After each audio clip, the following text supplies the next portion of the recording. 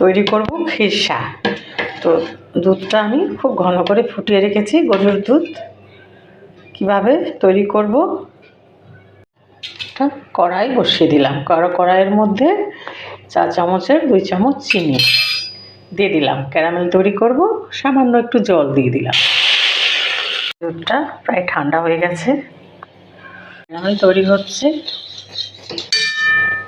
আমি ক্যারামেলটা লাল করিনি বন্ধুরা, কেন যে আমি আমার মতো ক্যারামেল তৈরি করেছি সাদা সাদাই, একটু একটু আঠা আঠা হয়ে এসছে। আর আমি দুধটা দিয়ে দিয়েছি। এবার দুধটা আস্তে আস্তে আরও ঘন হচ্ছে। তার মধ্যে আমি 1 প্যাকেট দুধ এর মধ্যে দিয়ে দিলাম, গুঁড়ো দুধ।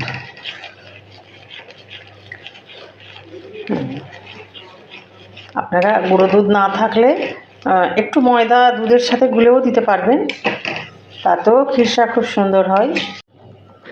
একেবারে 1/2 চামচ এই ফুল 1 চামচ চিনি আমি দিয়ে দিলাম এর মধ্যে। আর কিন্তু চিনি দেওয়ার দরকার নেই। 4টে এলাচের গুঁড়ো এর মধ্যে আমি দিয়ে দিলাম। এবার খুব কম আছে, ধীরে ধীরে অনবরত নাড়াচাড়া। যে খিরসা একেবারে রেডি হয়ে গেছে, আর ঘন করার দরকার নেই। এবার আমি পরিবেশন করে ফেলব। এবার আমি একটা পাত্রে বার করে নিলাম। এর মধ্যে আমি একটু কাজু গার্নিশ করে দিলাম। খুব অল্প পরিমাণে খিরসাটা আমার তৈরি হয়েছে বন্ধুরা, কারণ আমার অল্পেরই প্রয়োজন ছিল, তাই আমি অল্প করেই। খুব সুন্দর হয়েছে খিরসাটা। আপনারা এইভাবে তৈরি করবেন, যে কোনো অকেশনে খিরসা সার্ভ করতে পারবেন।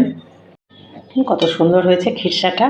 কড়াইয়ের নিচেরটা আমি একবার এইভাবে